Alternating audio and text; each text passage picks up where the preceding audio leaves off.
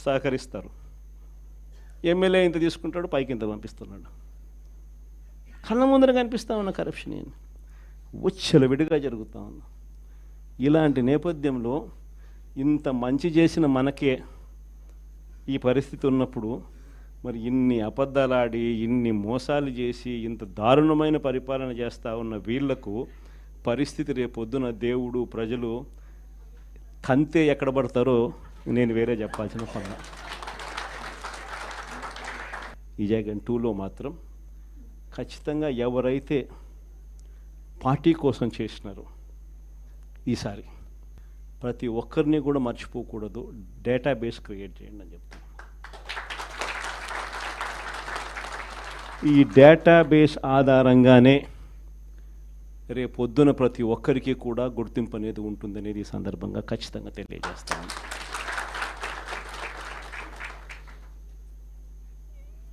ఇక్కడే కాదు, రాష్ట్ర వ్యాప్తంగా కూడా రాబోయే రోజుల్లో నెక్స్ట్ 1 వీక్లో, నెక్స్ట్ వీక్ బహుశా ఒక యాప్ కూడా తయారు చేస్తా ఉన్నాం.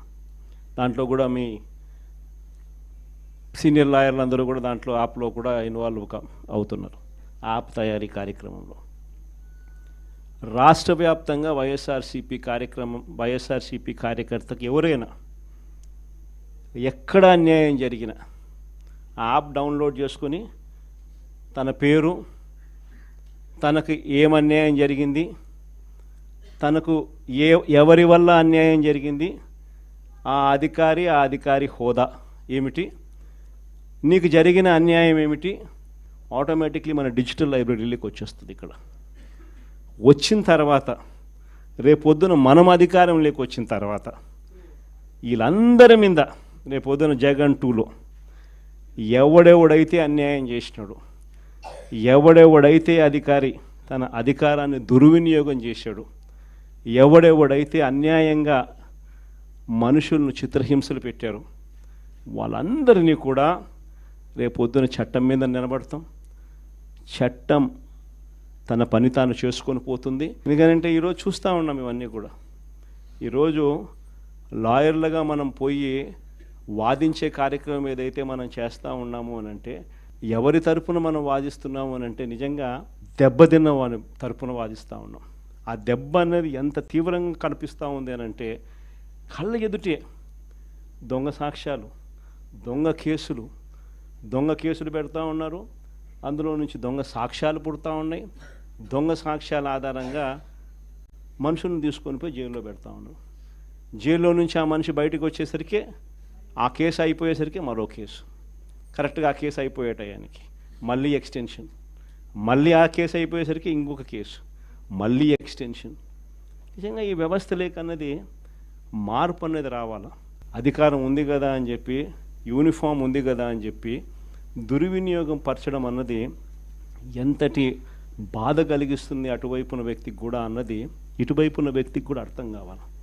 అర్థం కావడానికి అందుకనే లాయర్లు చేయించిన ఈ యాప్ని మనందరి సమక్షంలోనే నెక్స్ట్ వీక్ అది కూడా లాంచ్ చేసే కార్యక్రమం కూడా చేస్తాం. రాష్ట్ర వ్యాప్తంగా ఈ కార్యక్రమాలన్నీ చేసే ప్రతి విషయంలో కూడా మరొక్కసారి మళ్ళీ చెప్తా ఉన్నా, మీ పాత్ర చాలా ముఖ్యం. ఈరోజు రాష్ట్రంలో ఉన్న ప్రత్యేకమైన పరిస్థితులు ఏమిటో, ఈ ప్రత్యేక పరిస్థితుల మధ్య మీరు పోషిస్తూ ఉన్న పాత్ర ఏమిటో నేను వేరే చెప్పాల్సిన అవసరం లేదు. నిజంగా ఈరోజు పార్టీకి అన్ని రకాలుగా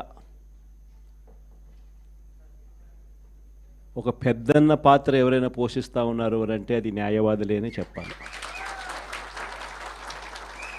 అడగకపోతే అమ్మైనా అన్నం పెట్టదన్నట్టుగా, కోరకపోతే దేవుడైనా కూడా వరం ఇవ్వడం అన్నట్టుగా, పిటిషన్ వేయకపోతే, న్యాయస్థానంలో మీరు నిలబడకపోతే న్యాయం కూడా దక్కే పరిస్థితి కూడా ఉండదు.